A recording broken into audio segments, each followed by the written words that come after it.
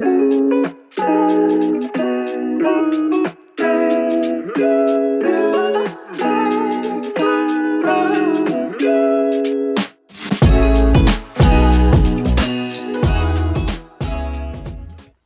hello everyone, and welcome back to the CQQC podcast. My name is Gabe, and I'm joined by my co-hosts Bryan and Nate as always, and we're back for another episode of the podcast. And boys, just like that, it seems like time has flown by. We are at the end of the MLQ season, the 2021 MLQ season. I had to take a pause because I didn't realize what you were in. But yeah, just like that, we're through 6 weeks, I guess six weeks of competitive Quidditch.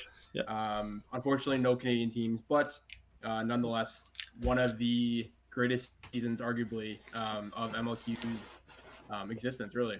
So before we get into the week 5, week 6 recap, which is what this episode is going to be about, I have to ask, boys, overall thoughts on the season.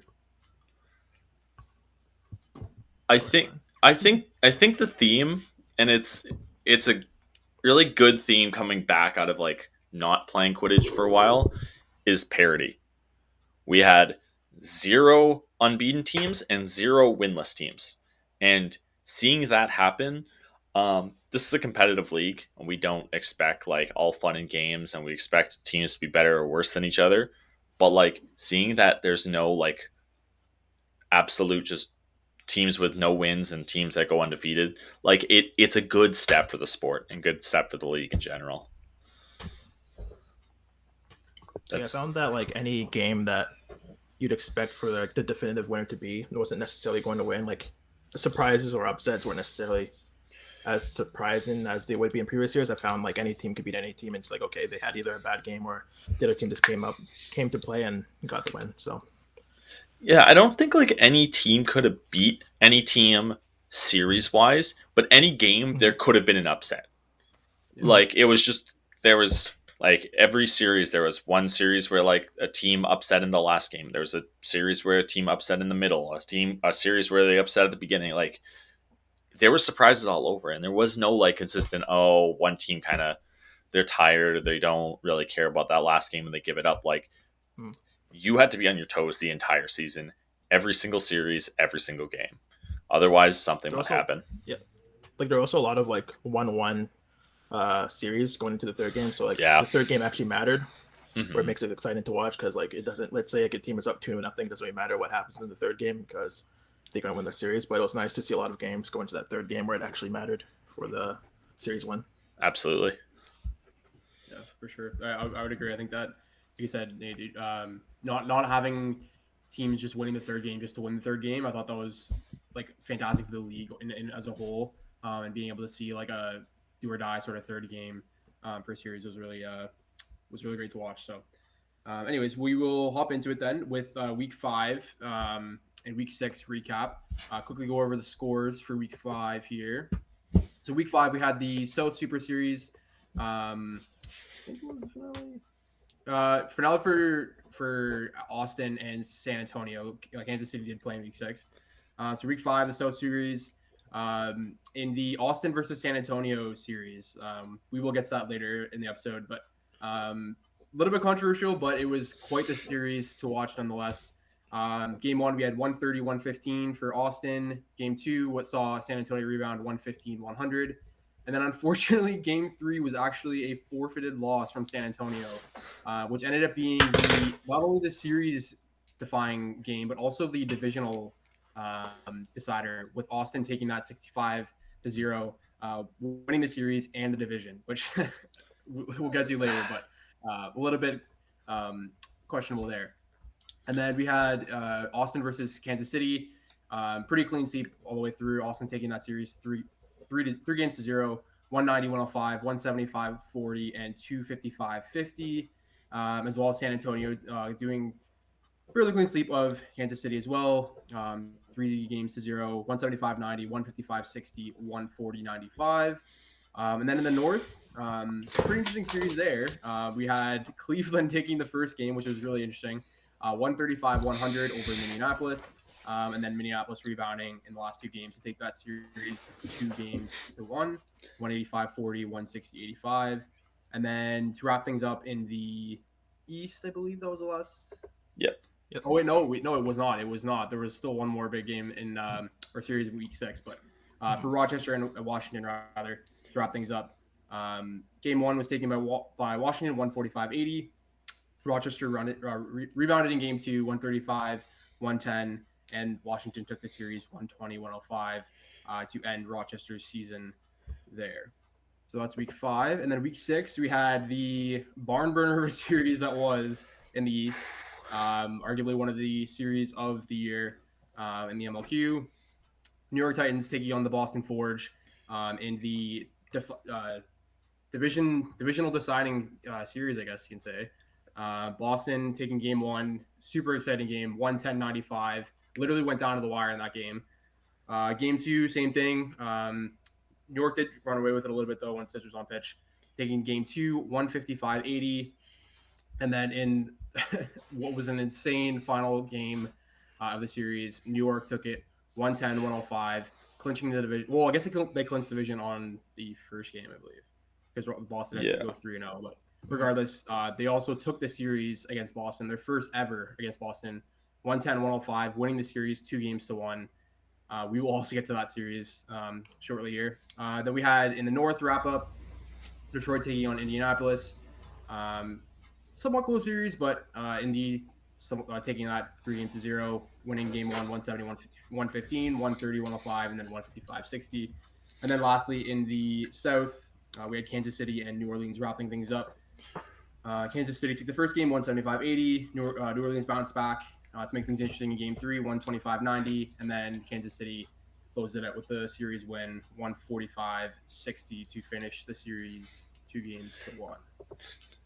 So, boys, in headlines, I guess we'll just start off with a bang here. New York takes Boston. Like I said, their first series win against Boston, first divisional win, first time there won't be Boston winning the East. Lots to unpack there, but what are your thoughts? Go ahead, Nate. You guys, being the two Ottawa people, you guys have actually like played against these people. So for me, only being the only person who's like only got to watch against them, I really want to hear what your thoughts are regarding about this whole thing because it's crazy. Yeah, like for me, like besides the, is it 2018 championship final, where it was Austin versus Boston, I'd say this is probably arguably my favorite series to watch. Like I wish I could have watched it live. Boston, New York. There's a lot up for grabs, a lot of stakes on the line. With Boston trying to maintain like their divisional dominance in the East, and of course with New York trying to secure their first divisional or clinch the division for the first time in their team history. So for me, it was really fun and exciting to watch both teams battle it out. A lot of close games, of course. We had New York coming out with a 2-1 victory. So not only winning the division, but actually clinching that series, which is exciting to see as well. Yeah, for me, it was a great, exciting, a lot of back and forth play. The commentary was also great too from Ethan and whoever else was with them. But yeah, you know what? I'm gonna feel a little contrarian here. I watched the first game and watched what I can of the second and third game. I was with my girlfriend at the time, showing her Quidditch for the first time. So showing Boston win against New York against this team that was supposed to be like just going on a run, having a crazy year. They had an amazing year, just flat out, and lose the first game. I was like, oh, okay, I'm a little surprised. And then New York ended up taking. I was like, okay, it it lost its luster a little bit for me, which is really sad, only because Washington took a series first. How in the world did Boston lose two series? That's so insane to me. Like the parody of this whole season, like you could see a team going 8-4 and they lose one series like 2-1 or 1-2, and then they lose a game against one other team. They lose a game against another team. Sure, I can totally get like you drop a game, you're short players, but the fact that they dropped a second series is insane to me, and the fact that the second series, I guess scheduling wise, kind of stopped it from being the first. Washington did it first, and then Boston or then New York followed up. Like I I have a little bit of concern for Boston. I at the beginning of the season I wouldn't have thought that. Like it's crazy to me. Like I feel I like don't know what to say. I feel like game 2 was kind of like their chances of winning that game were pretty slim when Harry got that red card early on. So with that being the case, like if that didn't happen, then maybe they would have come out with the game 2 win, and then of course they'd win the series regardless of what happens in game 3. But it was that second game that really kind of made it like that's a New York win. That's a New York win before it even happened, sort of thing. Yeah, that's fair. I miss gonna- I miss that. What exactly happened with the red card? It was just Helpless receiver. So I yeah. think New York made it past one of their chasers. Harry kind of made contact before they actually set their feet on the ground, and then it was instant red. Kind of Yep. knew it was red too. So That's understandable. That's understandable. Yeah, no, I was gonna say I think like you said, Nate. I think for me the turning point of the series was the red card for Greenhouse. It was like helpless receiver. I get it. It's safety. Totally agree. It's just like the magnitude of the situation, and I fully stand for calling we see on the field, calling what's right. It just seems that it just feels like it's one of those things where it's like in the NHL, for example, we have playoff hockey. It's like there's certain calls where it's like whatever, but when player safety is on the line, I totally understand. It just like for me as a spectator, it just like pretty much deflated, not deflated, but um, just really took some of the excitement out of the game because we all know Greenhouse is a key player for Boston, and I think that it definitely impacted Boston as a whole. Well, to be fair, they did. I'm pretty sure they did kill off the penalty right after that. Oh, I think, really? if I'm not mistaken. I mean, but it was, maybe, yeah. yeah. I was It gonna just say really because did. like losing Harry's a big thing. He's a great player. He's an experienced Mhm. player. He's a leader on that team. I would have thought just the fact of getting a red card though, like that's a hard loss because like if they kill it off, like kudos to them. That's against a high powered, high skill, high like experienced team like New York. You'd expect them to like score once or twice maybe, but hey, kudos to Boston's defense. Like good job. But overall, though, I would say that, yeah, it was still a super exciting series. But I agree with what you said there, Brian, about like just I think the most excitement happened when Washington won the series over Boston. I feel like the expectation of Boston was still high, but I don't think it was quite as high as what we would have seen in previous years, where they were expected to just like sweep everyone in the East, really. But again, it comes down to that like swagger like factor. Like I feel like just watching the game, I just felt like again, it's different when you're actually playing a team, but Mm-hmm. watching them play against New York, it just felt like they were missing that swagger that I've seen them play with, and playing against them, like that intimidation factor. I think we did talk about it last episode when we were talking about sort of like the changes from the contact rule and how that may have impacted the hitting it. Although I don't think Boston was necessarily one of the more physical teams, but it just seemed like they lacked that swagger or like intimidation that they've had in past years. So I don't know. I think people in the league who've watched MLQ a fair bit, and specifically the East, who are familiar with it, and I think a lot of people are. I think people could have expected New York to take a series in Boston. I don't think a lot of people could have expected, and no disrespect to Washington because I love that team right now. Like they're an absolute favorite of mine. I don't think a lot of people would have taken them taking the series from Boston. Like the fact that it happened for the first time, the fact that it was so much of a surprise, like it's such a big spectacle of that happening, and it was so there was so much hype to it in seeing that New York then's like, okay, we beat Washington 3-0. We can do this as well, and they did it. Like kudos to New York, they did their thing. Kudos to Washington, they did their thing. Boston still finished 8-4. Like it's not like they're done. They have a bye through the playing round, so yeah, it's just it's such a weird, wacky world we're living in right now. So as simple as that. Um, I think Boston's like saving grace is the fact that they still finish 8-4 and they have the bye because might be a hot take, maybe not, but I think that honestly, if Boston was in one of the playing games in a one winner takes all kind of game, I'd be pretty scared about Boston. Um, Well, and because you, coming off back to back series losses, right? And you, yeah, I don't know. Just anything can happen in one game, and I just feel like it's, yeah, I don't know. you're also like it's not necessarily a like I think someone pointed out, if you go through the winners bracket side, at the absolute worst case, you have to win 3 games, maybe 2, if you're like what would be third place in East or South. Yeah. If you're in the losers bracket and let's say you lose your very first game, you have to win what 4 games? No, you have to go through 4 games and you have to win 3 of them, but you have to play 4. It's not necessarily that like, oh, 1 game, like I don't trust them in 1 game. It's, can they repeat that 1 game, 1 game, 1 game over and over and over, like every single time? Against And different opposition too, right? yep, and everyone's seen a lot of these players play, maybe against them in the past, but they've played so much Quidditch that everyone watches their tape. Everyone knows not necessarily what to expect, but they've seen these people play for so long because they've been around forever.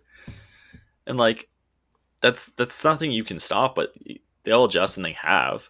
But like it's just, you got to pull into your bag of tricks to come up with something new if you're expecting to sweep through people. For sure. Well, we'll see what happens in championship weekend, and we will certainly have a episode on that to come as well. So second point in headlines we have has to do with the South Super Series in Week 5, as I had mentioned earlier. The Austin San Antonio series, third game, like I said, divisional deciding game and a series deciding game, and the third game gets forfeited by San Antonio. I don't know. I honestly don't know what to say. Like when I was sitting there watching the third game, in the anticipation of the third game, and then hearing that the game had been forfeited, I just. What was the reason for the forfeit? Did they? They said due to injuries. Due to injuries, yeah. Probably. Okay, and this South Super Series, where was it happening? Austin or Kansas City? Let me see. I'm gonna have to check that. But just like I said, I guess with just like format of it, because it was a super series. It's in Austin. Wow. Yeah, just the fact that it was a super series and you have all the teams there, and like from a logistical standpoint, I guess, but like it was just such the most like anticlimactic thing. Like you had the 2 juggernauts of the South going head to head. Arguably the closest I've seen. Like we've seen those 2 teams going at it, going 1-1 into the final game of the series, and just having it just being forfeited. I just, it's honestly heartbreaking. But yeah, it is. It is a tough loss. The injuries would have had to be like pretty like serious in order for the team to decide to just not play that game, especially traveling down or traveling over to Austin for that one. But in the bigger picture, like the greater scheme of things, like you're going to championships, so it's I guess not the biggest thing that they don't play that game and they have to forfeit it, but I'm sure like at championships, if they do end up playing each other, then you kind of get their that game there and kind of get their revenge on that one and see what happens there. Yeah, and I don't. It's unfortunate for us as spectators to not be able to experience that Quidditch, because that game 3 would have been electric, just flat out, regardless who would have been hurt. But I can understand that this is both teams. Austin obviously wasn't the team that forfeited, but San Antonio is a team looking to make a deep run. They came in their first year last, like in 2019, made Final Four. They ran into a really good Boston team that ended up winning against Austin 2-0, nonetheless, and they did great. If basically based on brackets, if they get by Indy, which they did last time in 2019 in the quarters, they're going to match up against New York, which is another team that they've played in the past. So I can forgive them if they're injured, and I get it. I just hope it wasn't like a strategical, like, we're too injured, we're gonna call it for now. I totally believe that they did it for injury reasons, and I have nothing to suspect otherwise. I'm just hoping that belief is completely true, and if that's the case, I'm 100% okay with it. Like, it happens, I get it. Like, I'll definitely believe it because it was a 1-1 series. It wasn't like 2-0 where it's like, okay, the third game doesn't really matter. Okay, let's just say we have too many injuries and then call it. But since it was a 1-1, seriously, they're just coming off the win. Like I think as a team, they'd be pretty excited to like get that third game going. So I think it's pretty legit that it was. Did they win the serious second injuries. game or the first game? First? Oh, it was the first. Oh. Yeah. No, it was the second. Austin won They the won. Okay. There was one. Yeah, they won the second one by snitch. Well, the snitch catch helped them get that second game win, 115, 100. Interesting. Let me ask you another question then. If you are Austin, you're the players on the Austin team. Are you nervous going into championship weekend? Like you said, Bryan, there the only way that you would see an Austin San Antonio game would be in the final. Mm-hmm. So if you are an Austin player, are you nervous that you didn't get a chance to actually close out a series against San Antonio? Yes, you did win a game, but are you nervous? I guess it depends what happens. if it ends up being them in the finals, then that's when I start thinking about it. But if it's like it doesn't end up getting to the point where the other team plays, like I don't think that even crossed their mind really. You can. The way I look at it is like if you're Austin, your biggest competition realistically. I mean, you have obviously Boston. Boston is arguably not the Boston we've seen in previous years, but they're still a dominant team. Obviously, you have New York in there as well. But I mean, you also now have San Antonio, and like in previous years, yes, it was close, but it wasn't as close as this year. So if I'm Austin, I'm nervous because especially if it's a final game. Yes, it's the best suit of three, but you didn't close it out against them, and they took a game against you. So I'll give a point to each side. So, would I be worried about playing in San Antonio? If I was anyone else in the tournament, any team, I'd be worried about playing against San Antonio. You are arguably going up against probably the best quaffle player this season in Miguel Esparza. Oh yeah, he is on fire. Every game he plays, he is on fire. I don't know if the injury was to him or to someone else. I'm not going to speculate on that. It's not fair or logical. But if the Miguel Esparza we've seen all season is the Miguel Esparza we see in championships, watch out. Double team him, triple team him. Assign a beater to follow him. Shine a laser pointer. Don't do that. But like you've got to track this guy because if you don't, he's going to put your team so far down into the ground, you're done. Like just cover you in dirt. You're dead. I think in series per series, he was scoring like 18 goals. That's 6 goals a game. That's insane. Like, and it's not like this guy's an unknown. He's not some rookie coming out that no one really thinks about. He is an established player who is, I believe, the coach of this team. He is coming to play and he is taking heads. No doubt about it. On the other hand, for Austin worrying about San Antonio, you're playing a team on the opposite end of the bracket. That's them. San Antonio has to get through New York. They have to get through Indianapolis. They have to get through most likely New York. I'm going to make that assumption now. And then they have to get through Austin. However, Austin has to get through one play-in team for a 3-game set. Could be Washington, could be someone else. Who knows? They have to get through the winner of Boston, who's super experienced, or Minnesota, who's super physical. Neither option's pleasant. And then they have to worry about whoever's after that. Worry about the team in front of you. San Antonio can wait. Let San Antonio get to the final. They'll deal with them when they need to. That's it. San Antonio's a concern. They have more immediate ones, and right in front of them. But yeah. Yeah. So we'll be interested to see. We'll see what happens championship weekend. But it's Austin winning the South in that series. And to finish up the headlines here, we'll finish off in the North with the headline. I made a post about it. It was kind of funny. I made a post about it after the game. I was getting vibes of LeBron James going, Cleveland, this is for you. So Cleveland taking a game against Minneapolis. And for the record, it was the first game. It wasn't just like a third series over kind of game. It was the first game of the series. So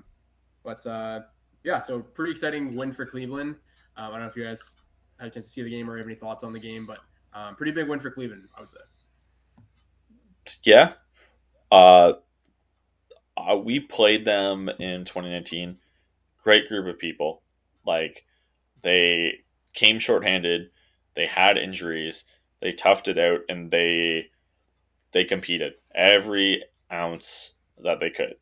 They did the same thing this year, and in their last series of the year, it paid off, and they won a game. Um, they did have a bye going into championships regardless, which is nice. But Yeah.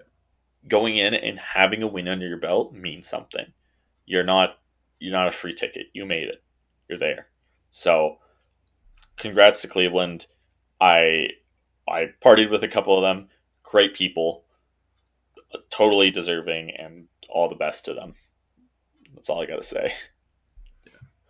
Yeah, no, I think it was a great win for Cleveland. I don't think I'd write too much on it in terms of like how many minis faring going into championship weekend, but nonetheless, it was a pretty cool moment.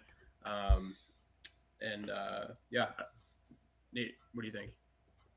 Well, just the fact like they were the last team to get their first win, right? So if they lost that series with a sweep, then they'd be the only winless team in the league. So it's good that they got a win at least to have that fact be true.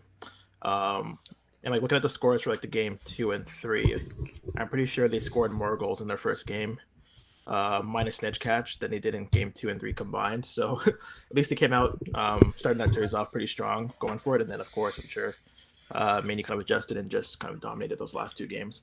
But good effort and a good win for them that they got a win in their program for the season. Yeah, and you know what? It just shows if you take it easy and you like sit back, you can lose. Every team is here to like knock you down a peg. Feel free. Like, if you're just gonna give a team a goal, you're in trouble. Just simple as that. Don't do it. Okay. Yeah, so that wraps up the North Division as well. Like I said before, Minneapolis taking the North Division, and they will also have the choice at either Boston or Indy, I think it is, right? Who do Yeah. they play? Which team? Yes. But, Indianapolis has the choice for rather uh, taking against Boston or playing against San Antonio. So that will be their choice, and we'll talk about that shortly in the next Yeah, episode. But yeah, it's going to be yeah, that interesting. wraps up. Yeah, for sure. It's we did talk about it in one of our earlier episodes about.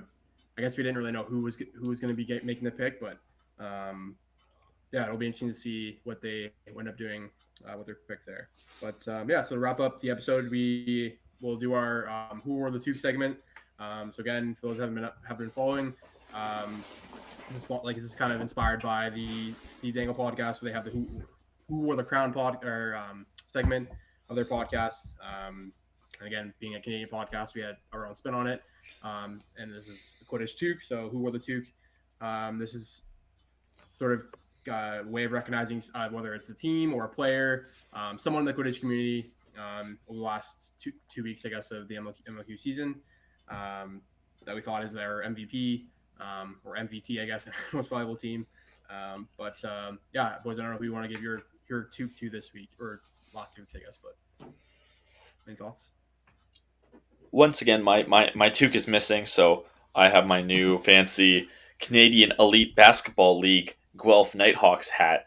Support Canadian Elite Basketball League. Honestly, I want to talk about this real quick before we go into this any further. This is a basketball league that has introduced a score cap, just like MLQ. It is insane. I love it. It's the best thing that happened to basketball. Okay, maybe not the best thing, but it's a great spin, and I support it. But check that out. My toque. I'm gonna go to parity. I am so happy that there's 0 winless teams and 0 unbeaten teams.